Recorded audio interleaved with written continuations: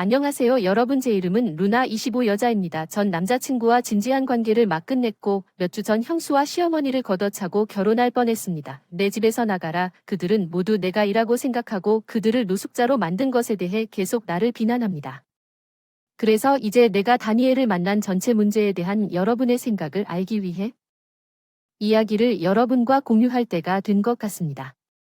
세상이 나에게 줄 수 있는 좋은 것이 아무것도 없다고 느꼈을 때 내가 13살 때 엄마가 돌아가셨고 아빠는 혼자서 남동생과 나를 키워야 했지만 3년 전 남동생을 학교에 데려다 주다가 그들은 사고를 당해 둘 다 그 자리에서 죽고 혼자 남겨져 거의 인생을 마감할 뻔했는데 다니엘이 나타나서 살아갈 이유를 줬어요. 아빠가 돌아가신 후 아파트를 물려받은 우리는 사랑에 빠졌고 데이트를 해왔습니다. 작년 1월쯤에 혼자 거기 머물렀어요. 다니엘이 우리 동네에 일자리를 구했는데 자기가 사는 곳에서 차로 2시간 정도 거리라서 집을 빌릴 때까지 당분간 내 아파트에 머물자고 했어요. 나는 반대하지 않았어요.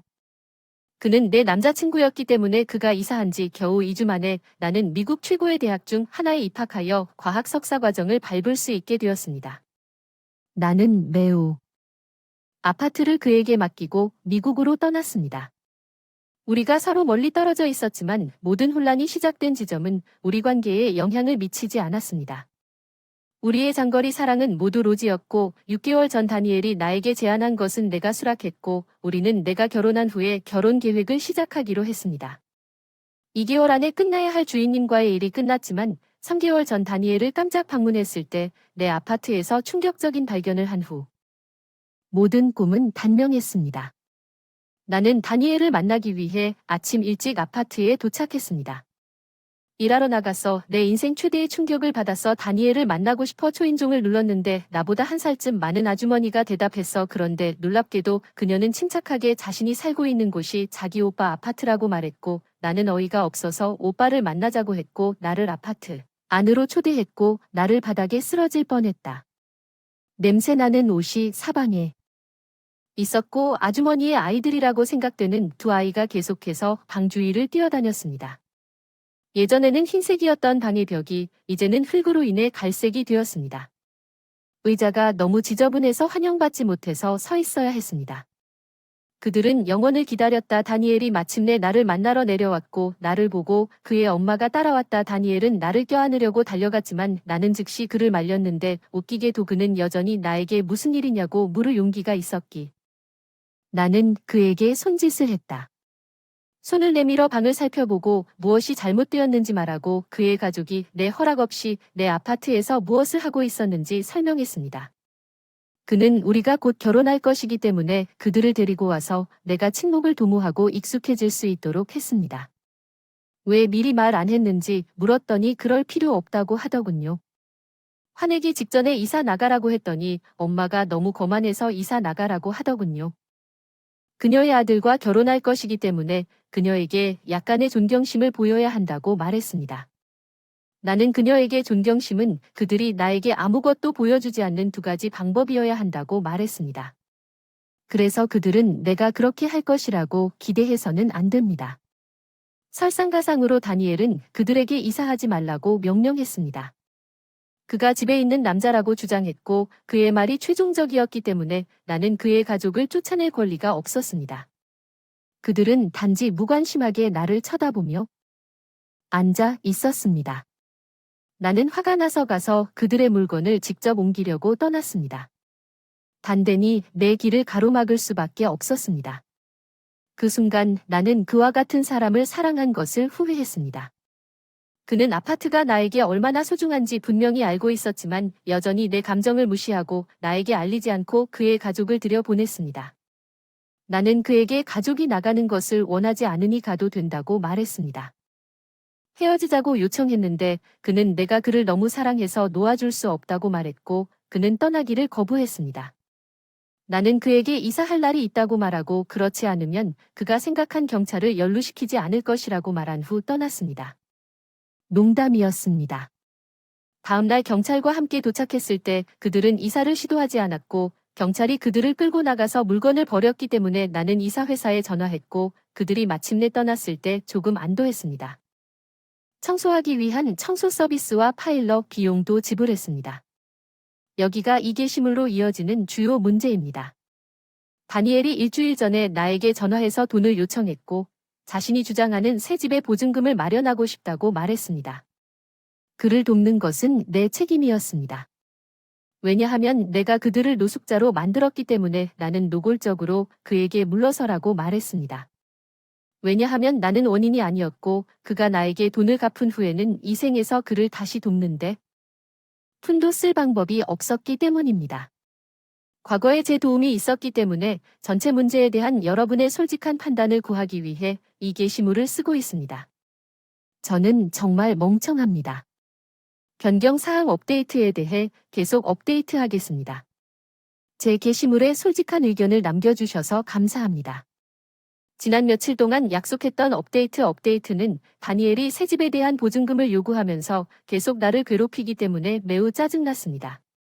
이 모든 것에서 필요했기 때문에 경찰에 다시 한번 전화를 걸었습니다. 그들은 내 메시지를 그에게 전달했다고 말했습니다. 그가 한 번 더 나에게 보증금을 요구하면 그 사람에게서 다시 소식을 듣지 못했기 때문에 이 혼란을 끝내기 위해 법정에서 그를 만날 것입니다. 다니엘과의 일을 끝내서 다행이지만 사실 가끔 그가 그리워요.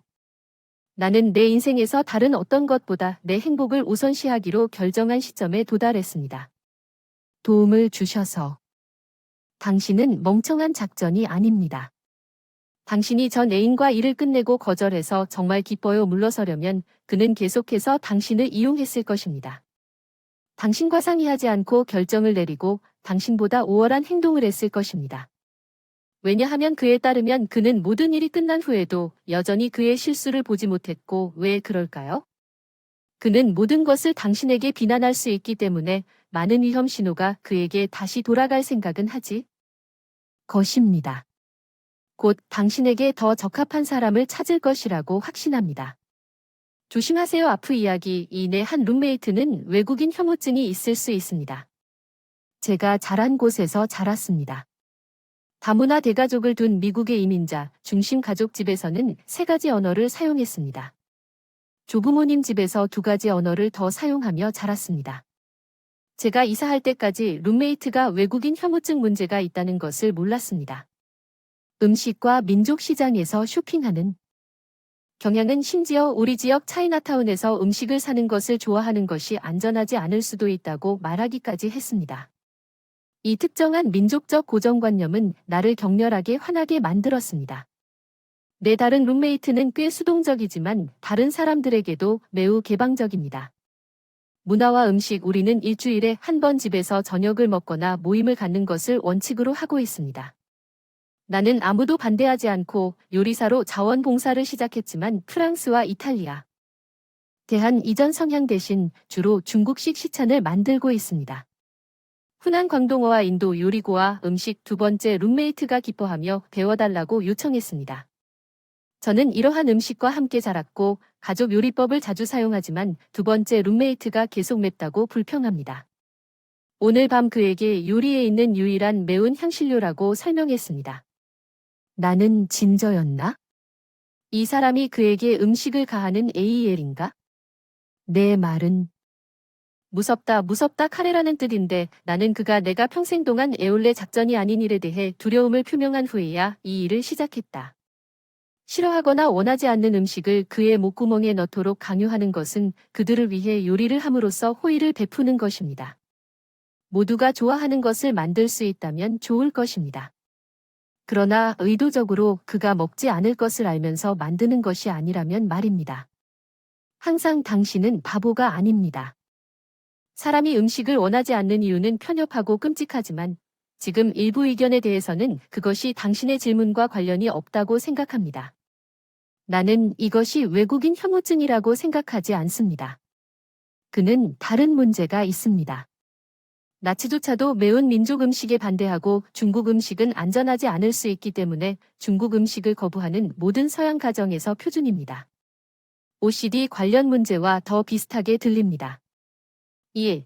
그 사람은 이상하고 정당하지 않은 이유로 알베를 싫어하지만 누군가가 요리했다면 지난 몇 주 동안 당신이 싫어했던 음식을 저녁 식사 날에 그들이 알았지만 내가 좋아하지 않는다는 것은 당연히 짜증이 날 것입니다. 세 사람 모두가 좋아하는 것을 요리하고 다른 요일에는 자신과 다른 룸메이트를 위해 민족 식사를 요리하십시오. 그것은 음식입니다. 맙소사, 룸메이트가 어디서 왔는지는 중요하지 않습니다. 솔직하게 말하면 무서운 말처럼 들립니다.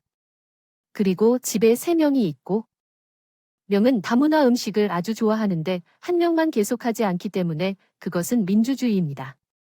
당신의 룸메이트는 다른 나라를 좋아하지 않는 것 같기 때문에 당신의 룸메이트가 아주 잘 이해할 수 있어야 합니다. 따라서 당신이 의도적으로 그를 화나게 하려고 그런 짓을 하는 것이 아니라면 당신은 멍청이가 아니라고 말하고 싶습니다. 왜냐면 맛이 좋고 다른 룸메이트가 너랑 같이 하면 좋아하고 다른 남자가 어떻게 생각하든지 이야기. 그래서 내 여자 35명, 남편의 남자 가족 37명이 최근 우리 마을로 이사해서 우리와 내 처남과 가까이 살기 때문이다. 몇 달 전에 가같은 시댁에서 결혼했는데 한 달에 2번 저녁 식사를 하려고 저와 남편이 한 달에 한 번씩 3시간 드라이브를 방문하게 하더군요. 시어머니는 제가 일이 있다는 어떤 핑계도 받아들이지 않으셨습니다.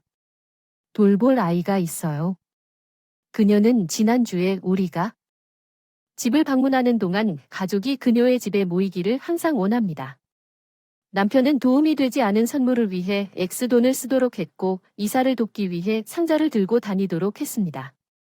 처남의 새아내가 소파에 앉아 커피와 과자를 받는 동안 집에 물건을 들이는 동안 그는 다음날 저녁 식사에 초대하고 싶다고 말했지만 나에게 먼저 상의조차 하지 않았습니다. 하루는 쉬어야 식사를 준비할 수 있었고 메인 에피타이저 샐러드와 파운드 케이크를 만들었는데 저녁 7시에 도착했습니다. 시어머니 처남은 손가락 하나 움직이지 않았다. 그들은 내 상차림을 비판하고 조언하기 바빴다. 내가 저녁을 식탁에 차렸더니 시어머니는 왜 X 대신에 X 성분을 사용했는지 묻기 시작했다. 안드레드 성분은 그녀가 그것을 좋아했을 것이라고 말했고 아무도 이런 종류의 샐러드를 좋아하지 않기 때문에 샐러드가 필요하지 않다고 말했습니다. 남편은 단지 그녀가 내가 왜 이런 식으로 하지 않았는지 그런 식으로 하지 않았는지 말하면서 동의했고 나는 화를 냈습니다. 식욕을 잃었어요. 시어머니가 파운드 케이크가 완전하지 않고 맛있어 보이지 않는다고 했어요. 남편이 빵집에서 하나 사오고 싶다고 했는데 뭘 먹는 동안 케이크가 그대로 유지되는 것을 허락하지 않았어요. 형부 아내가 떠난 후 그녀를 데려와 아첨했습니다. 나는 남편에게 그의 엄마가 무례하고 나에게 계속 나쁜 짓을 하고 있다고 말했습니다. 그는 그녀의 말에 동의하는 대신 그녀를 했다고 말했습니다. 그는 나를 변호하지 않았다고 말했습니다. 내가 잘못했고, 내가 만든 요리가 별로고, 가족들에게 처음으로 요리를 시켜본 뒤 그 사람이 보는 앞에서 당황스러워했기 때문에 나는 그 사람에게 화를 내며 더 이상 가족을 초대하지 않겠다고 말했습니다. 그는 저녁 식사를 좋아하지 않았고 엄마에게 정기적으로 저녁 식사에 초대하겠다고 말했기 때문에 그는 나를 너무 예민하고 그들이 좋아하는 요리에만 집중해야 한다고 말했습니다. 대신 그는 과민 반응한다고 생각하지만 너무 화가 났습니다. 그리고 내가 내 집에서 모욕과 무례함을 당했다고 생각합니다. 당신 남편이 당신 집에서 이런 말도 안 되는 짓을 했다고요? 여기서 시부모님은 문제가 아닙니다. 당신 남편이 당신과 함께 살고 있다고 그가 당신에게 말했어요. 당신은 나쁜 요리사가 당신에게 모든 일을 하게 한 다음 자기 아내를 괴롭히는 사람들과 동의한다고 말했습니다. 당신의 문제는 당신 남편이 남편의 문제를 해결하는 것입니다. 바로 로프를 떨어뜨리는 것입니다. 그리고 당신은 그렇게 해야 합니다. 형편없는 점심을 먹으면 남편이 아이들을 데리고 갈 수 있고 당신 없이도 갈 수 있습니다. 시댁의 전화를 받지 마십시오. 그들과 이야기하지 마십시오. 그들에 대해 이야기하지 마십시오. 단지 그 아이가 당신 인생에 존재한 적이 없는 것처럼 대하십시오. 남편은 변화를 위해 자신에게 집중하는 어머니의 학대적인 행동에 대해 불평하고 싶어 합니다. 남편이 성장할 수 함께 있으면 더 나은 파트너를 찾을 수 있도록 허용하지 마십시오. 그가 당신에게 명령을 내리지 않고 당신의 일을 통해 그의 가족을 기쁘게 하기 위해 그가 할 수 있는 모든 일을 하면서 성공하면 모든 공로를 인정받지만 그들이 좋아하지 않으면 당신이 피해를 받도록 함으로써 스트레스가 줄어들 것입니다.